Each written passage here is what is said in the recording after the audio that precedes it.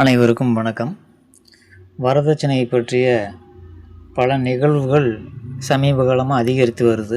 இதுக்கு என்ன காரணம்னா, வரதட்சணை சட்டம் பற்றி யாருக்குமே தெரியலைங்கிறது தான் அடிப்படை உண்மை. சட்டங்களை பற்றி தெளிவாக தெரிஞ்சிருந்தால் இந்த மாதிரி எல்லாம் அதில் ஈடுபட மாட்டாங்க. இந்த வரதட்சணை சட்டம் 1961 என்ன சொல்லுது அப்படிங்கிறத இப்போ பார்ப்போம்.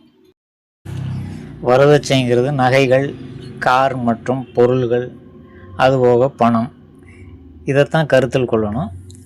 இது எந்த ஒரு பொருளுமோ பணமோ நகையோ எதுவுமே மணமகனுக்கோ, அதாவது கணவனுக்கோ, கணவனுடைய தாய் தந்தையருக்கோ, மற்ற உறவினர்களுக்கோ ஒரு 10 பைசா கூட சேராது.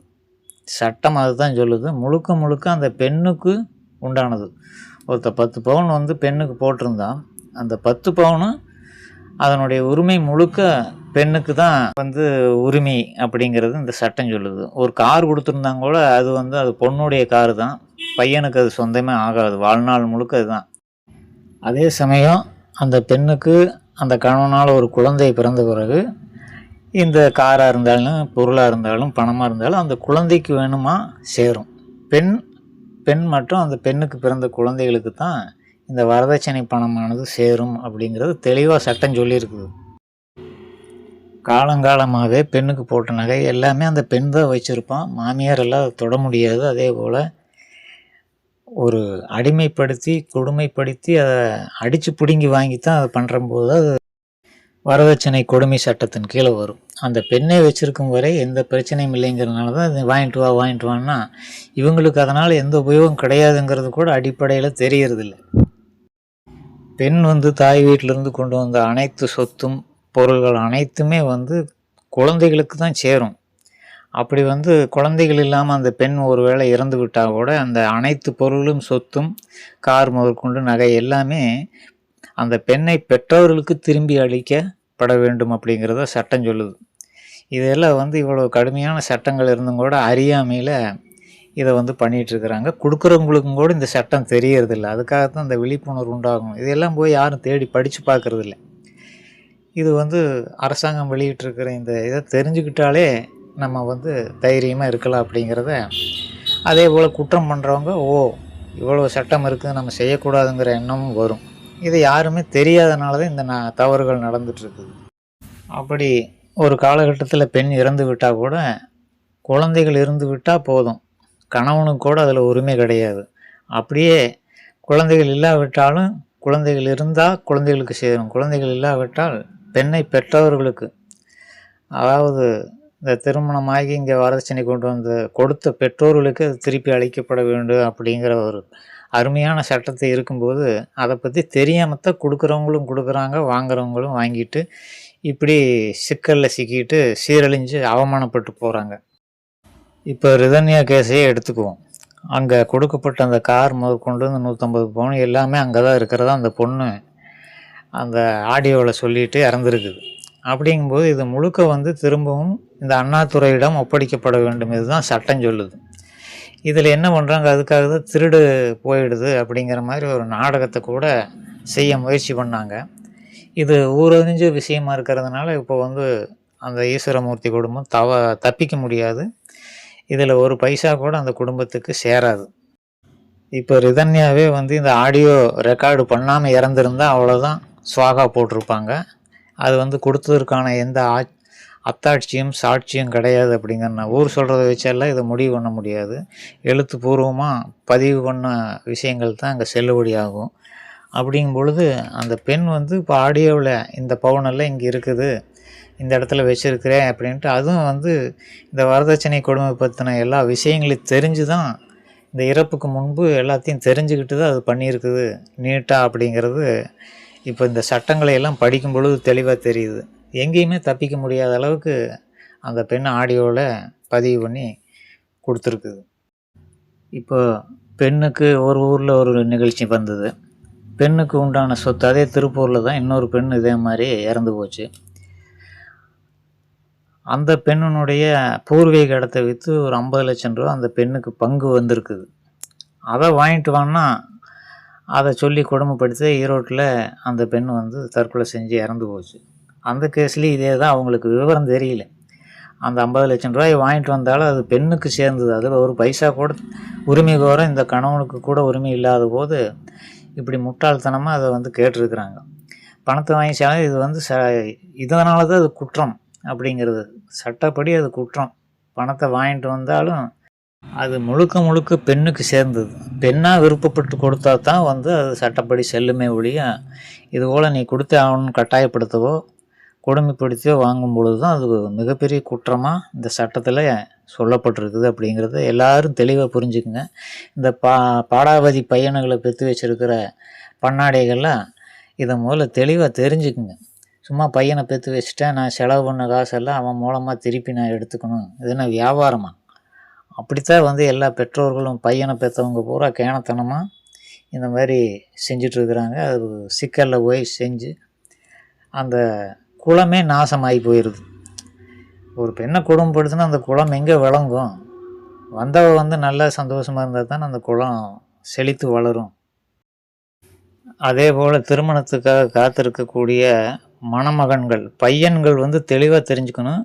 சும்மா அம்மா அப்பானெல்லாம் வந்து வேஷம் போட்டுட்ருக்கிற அந்த பண்ணாடைகளை முழுசாக நம்பிடுறீங்க. நம்பித்தான் ஏமாந்து போய் வாழ்க்கையை வந்து வந்தவளை வந்து கொடுமைப்படுத்தி நீங்களும் அந்த குற்றவாளி லிஸ்ட்டில் சேர்ந்துடுறீங்க. இது வந்து அறியாமல். திருமணமான அடுத்த நாளே, அதாவது அம்மா அப்பா, கூட பிறந்த அக்கா தங்கச்சிங்க, தம்பி அண்ணன் தம்பி, முன்னாள் லொட்டு லொஸ்க்கு எல்லாருமே இது வரைக்கும் போட்டிருந்த மாஸ்கை கழட்டுவாங்க.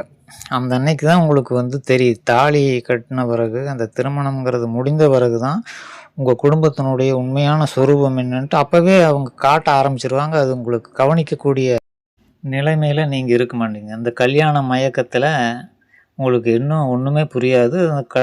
ஆசை 60 நாள், மோகம் 30 நாள், அந்த 3 மாதம் வரைக்குமே உங்களுக்கு என்ன நடக்குது அப்படிங்கிறது அந்த மயக்கத்தில் உங்கள் அறிவுக்கு எட்டாது.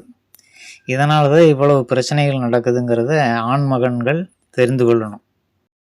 அப்பன்னு ஒருத்தன் இருப்பான் மணமகனுக்கு. அவன் என்னன்னா, அவன் தன்னை ஆண்மகன், நான் ஆண்மை உள்ளவன் நிரூபிச்சுக்கிறதுக்காகத்தான் உங்களை பெற்றிருக்கிறானே தவிர வேறு எந்த ஒரு காரணம் கிடையாது. ஊர் உலகத்துக்காக எனக்கு ஒரு பையன் இருக்கிறான், பொண்ணு இருக்கிறான்னு சொல்லிக்கிறதுக்காகத்தான் பெற்றிருக்கிறானே தவிர சமுதாய நலனுக்காகவோ உங்களுடைய நலனுக்காகவோ எவனும் செய்கிறது கிடையாது. எல்லாம் சுயநலம். நீயும் நாளைக்கு ஒரு குழந்தை பெற்றுட்டீங்கன்னா அதுதான் நோக்கமாக இருக்கும். அதனால தான் தெளிவாக வந்து பெற்றோர்களை முதல் புரிஞ்சுக்கணும். நம்ம பெற்றவங்க யார், இவங்களுடைய குணாதிசயம் என்ன, சேடிஸ்ட்டுகளா, எப்பேற்பட்டவங்க அப்படிங்கிறத தெரிஞ்சுக்கிட்டு திருமணம் பண்ணோடனே பெற்றவங்களை விட்டு விலகி போகிறவன் தான் புத்திசாலி. பெற்றவங்கள நம்பிட்டு இவ்வளவு நாள் சோறு போட்டு வளர்த்தாங்க அப்படின்னா அவங்கள வட்டி கணக்கு போட்டு உங்களுக்கு வரக்கூடிய பெண் மூலமாக வசூலிக்க பார்க்குறாங்க. அப்படிங்கும்போது உங்கள்கிட்ட காட்டின பாசம் எல்லாமே பொய் வேஷங்கிறது நீங்கள் புரிஞ்சுக்கணும். அப்புறம் எங்கள் அப்பனெல்லாம் அப்படி கிடையாது, நீ ஒரு முட்டாள், நீ ஒரு பூமர் அப்படின்னு போட்டெல்லாம் சில பசங்க நினைக்கலாம்.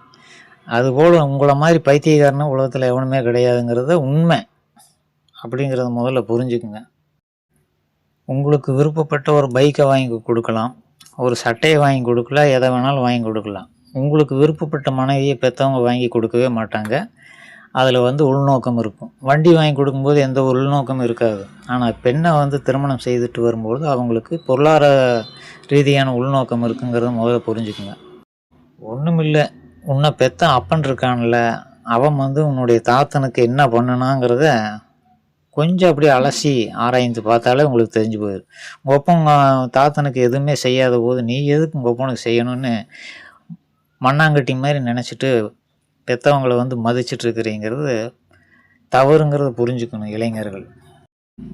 என்னை வளர்த்தியா, பெத்தையா, உன்னுடைய ஆண்மையை நிர்வகிக்கிறதுக்காக என்னை பெத்தையா, வளர்த்தனியா, படிக்க வச்சு எல்லாம் ஓகே, தேங்க்ஸ், இனிமேல் வந்து என்னுடைய வாழ்க்கை எப்படி நடத்தணும்னு எனக்கு தெரியும் அப்படின்ட்டு அந்த அம்மாவையும் அப்பாவையும் 2 பேருமே வந்து எந்த குடும்பத்துலேயுமே மகனை பெற்றவங்க இப்படி தான் இருக்க முடியும். அது மனித இயல்புங்கிறத புரிஞ்சுக்கிட்டு திருமணம்ங்கிறது நிச்சயிக்கு முன்பே தனி குடித்தனம் பார்த்தினா பெற்றவங்ககிட்ட முதல்ல நல்லா பேசி முடிவு பண்ணிவிட்டு அப்புறம் கல்யாணத்தை பண்ணிங்க. இந்த திருட்டு குடும்பத்தில் பிறந்துட்டு அப்படிங்கிறது வந்து திருமணத்துக்கு பின்பு தெரிஞ்சு பிரயோஜனம் இல்லை. அதனால் முன்பே உங்கள் குடும்பம் திருட்டு குடும்பம் தான் அப்படின்னு தெரிஞ்சுக்கிட்டு அப்பனையும் அம்மாளையும் உட்கார வச்சு இப்படியெல்லாம் பேசி இதையெல்லாம் வந்து அவங்களுக்கு வேலை செய்கிறதுக்காக பெண்ணை வந்து கட்டிட்டு வர்றது கிடையவே கிடையாது. கணவனான உனக்கு தான் அந்த பெண் வந்து முழுக்க உரிமையானவள். உங்கள் அப்பனுக்கும் உங்கள் அம்மாளுக்கு வேலை செய்கிறதுக்கு வேலைக்காரி தான் ஏதாவது வச்சுக்கணும். உங்கள் தாத்தனுக்கும் பாட்டிக்குங்க வாயா வந்து ஏதாவது வேலை செஞ்சாளா அப்படின்ட்டு கொஞ்சம் அலசி பார்க்கணும். எந்த ஒரு பெண்ணும் வந்து மாமியாருக்கு மாமனாருக்கு வேலை செஞ்சது கிடையாது. எல்லாமே வந்து பிச்சுக்கிட்டு தான் வருவாங்க. கஷ்டப்பட்டு பிச்சுட்டு வர்றதுக்கு முன்னாடி இன்னியெல்லாம் வந்து நவீனமாயிட்டதுனால கல்யாணத்துக்கு முன்பே பேசி முடிவெடுத்து இப்படி இருந்தால் தான் கல்யாணம், இல்லைன்னா நான் கல்யாணம் வேண்டான்னு சொல்லுவது தான் உண்மையுமே ஆண்மைக்கு அழகு அப்படிங்கிறத புரிஞ்சுக்குங்க. இப்போ நீயே திருமணம் பண்ணிக்கிட்ட, உன்னுடைய மனைவியை இன்னொருத்தன் வந்து கள்ளக்காதல் பண்ணுறதுக்கு முயற்சி பண்ணுறான்னு வச்சுக்கோங்க. உனக்கு என்ன ரோசம் கோபம் வருமோ அதுபோல் உன் மனைவியை கொடுமைப்படுத்தும் பொழுது அந்த ரோசம் வரணும். அந்த கள்ளக்காதலுக்கு ஈக்குவல் தான் பெற்றவங்க செய்கிற கொடுமைங்கிறத ஒரு ஆண்மகன் புரிஞ்சுக்கிட்டான்னா முழுக்கமாக இந்த கொடுமைகள் வந்து நீங்கி போயிடும் சமுதாயத்தை விட்டு. அந்த இரண்டையும் ஒரே தராசு தட்டில் வச்சு பார்க்க பழகிங்க. முதல் ஒருத்தன் வந்து அடுத்தவன் தேவையில்லாமல் உங்கள் வாழ்க்கையில் குறுக்கிடுவது எப்படி உங்களால் பொறுத்துக்க முடியாதோ அதே தான் பெற்றவங்களுக்கு, அதே வந்து சட்டத்தை வந்து பெற்றவங்களுக்கு வச்சு அந்த பார்வையில் நீங்கள் வாழ்க்கை துவங்கினா எந்த சிக்கலும் இருக்காதுங்கிறது ஆண்மகன்கள் புரிஞ்சுக்கணும். சிட்டுக்குருவிக்கு இருக்கக்கூடிய அடிப்படை அறிவு கூட மனிதனுக்கு இல்லாத போது என்ன 6 அறிவுன்னு பேசிக்கிறானுங்க அப்படிங்கிறத பசங்க வந்து சிந்திச்சு பார்க்கணும். சிட்டுக்குருவி ஒருபோதும் வந்து தனி கொடித்தனம் வச்சுட்ட பிறகு அது தாய்க்குருவி வந்து தலையிடாது. அப்படி ஒரு பண்புள்ள பறவைகளை பார்த்து நம்ம கற்றுக்கணும் அப்படிங்கிறத பெற்றவங்களுக்கு சொல்லி கொடுங்க. நம்ம தான் அவன் வந்து திருமண வயதில் வந்து பெற்றவங்களுக்கு நம்ம தான் அட்வைஸ் பண்ணி புரிய வைக்கணும். அதை செஞ்சிட்டோம்னா வாழ்க்கை இனிமையாக இருக்கும். இப்போ எவனாவது ஒரு நண்பன் உதவி செஞ்சு ஒரு வேலையை வாங்கி கொடுத்துருப்பான். அப்புறம் அது மூலமாக வந்து வளர்ச்சி அடைஞ்சிருப்பீங்க. ஒரு காலகட்டத்தில் அவனை ஏற்றி வச்ச ஏணியை எட்டி வச்சுட்டு போகிறது இல்லையா? அந்த மாதிரி தான் அப்பனையும் மதிக்கணும். அப்பா அம்மாவை அதே லிஸ்ட்டில் தான் வைக்கணும். ஏற்றி விட்ட ஏணியை எட்டி வச்சுட்டு உங்கள் வாழ்க்கை என்னமோ அதை பார்த்தோம்னா வந்தவன் நிம்மதியாக இருப்பான், நீயும் நல்லா இருக்கலாம்.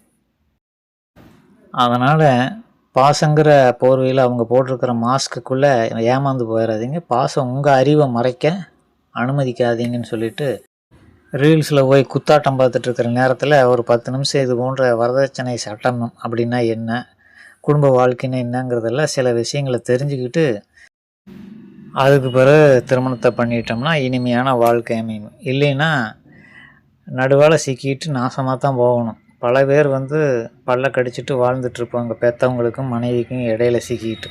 அந்த சீரழிவை வந்து நம்ம அடையக்கூடாதுன்னா முதல்லையே திட்டமிட்டு திருமணத்தை பண்ணிக்கணும். இன்னொரு முக்கியமான விஷயம், உன்னுடைய மனைவியை பெற்றவங்க கொடுமைப்படுத்துகிறாங்க அப்படின்னா அதனுடைய விளைவு வந்து பெண்ணுக்கு மட்டும் சேராது, அவளை விட பல மடங்கு உனக்கு வந்து சேருங்கிறத பெற்றவர்கள் வந்து உன்னைத்தான் மறைமுகமாக கொடுமைப்படுத்துகிறாங்க அப்படிங்கிறத ஆண்மகன் புரிஞ்சுக்கணும். இதுதான் வந்து அடிப்படையிலேயே உண்மை. அது உளவியல் தெரியாமல் பண்ணிகிட்ருக்கிறாங்க. உங்களுக்கும் உளவியல் தெரியாதனால தான் அது உங்களுக்கு புரிய மாட்டேங்குது. ஆக்சுவலாக மருமகளை கொடுமைப்படுத்தவே முடியாது. அது அனைத்து விளைவுகளும் அது பின்வாசல் வழியாக வந்து மகனுக்கு தான் சேருங்கிறது பெற்றவங்களுக்கும் தெரியாது, இந்த மகனுக்கும் தெரியாது. நடந்துட்டுருக்கிற உண்மையிலுமே நடக்கிறது மிக மிக கொடுமைப்படுத்தப்படுவது வந்து பெற்ற மகன்தான். கணவன் தான் கொடுமைப்படுத்தப்படுகிறான்ங்கிறது உண்மையிலுமே அது வந்து மறைமுகமாக கொடுமைப்படுத்தப்படுகிறான் அப்படிங்கிறத புரிஞ்சுக்கிட்டு இதுக்கெல்லாம் இடம் கொடுக்காமல் வாழ்க்கையை அமைச்சுக்குங்கன்னு சொல்லிவிட்டு இன்னொரு வீடியோவில் சந்திக்கிறேன். நன்றி.